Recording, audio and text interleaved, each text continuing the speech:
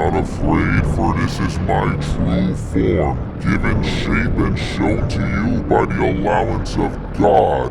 May his mercy comfort you, for I have none. Take in my true nature and despair.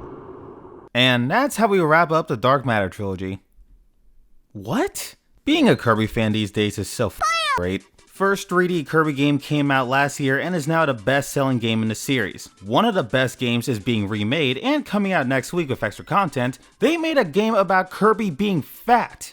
And it was still fun as hell. At this point, if you still don't like Kirby, I'm just going to assume you like kicking puppies or something. However, this era of non-stop Kirby bangers only came after an era of pretty good bangers, spanning nearly 10 years of goated to okay to why are you even here? With the last mainline console Kirby game being Kirby and the Crystal Shards, and it was kind of a weird one.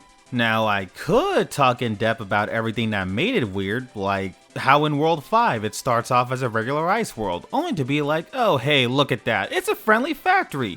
Nothing too bad here. Just kidding, you stupid fire! Now we're conducting experiments on like a horse-hippo hybrid thing, and guess what? This entire time, it was actually a frozen over Earth. After global warming, is gonna get weird.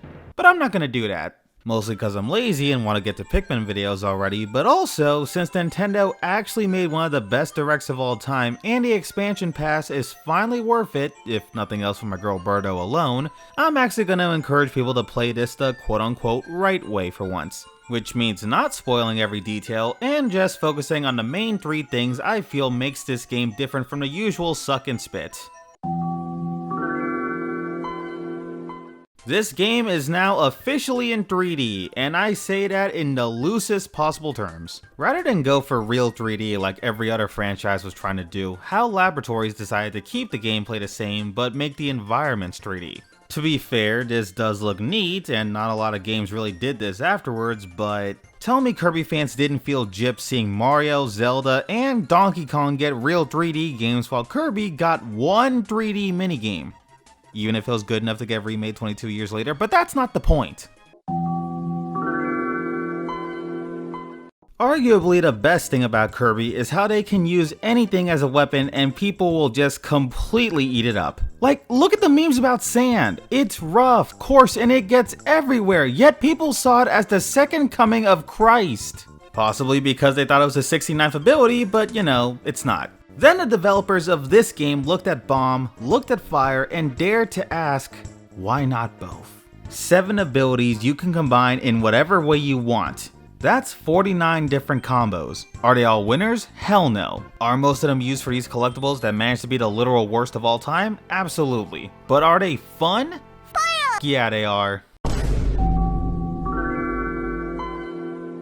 You know, in the grand scheme of things, it's a shame how so many bosses in this game are forgotten because of Zero 2. Who the fuck? I mean, I get it. It's a giant fallen angel thing hanging out in a floating hellscape, getting shot at by basically the Needler from Halo, but real talk? You can beat it literally by going in circles. This might be the easiest final boss in any Kirby game. I bet even the golf game is harder than this. But it does look cool. Miracle Matter, on the other hand, beat my ass so many times the game literally stopped being able to register hits. Look at that. How is that even possible? Anyway, what I'm trying to say here is there are way more bosses in this game other than Zero 2, and you should play it. Alright, I'm out. Got 2 more Kirby videos to make, and Pikmin is calling to me. Ice Pikmin are about to make blues obsolete!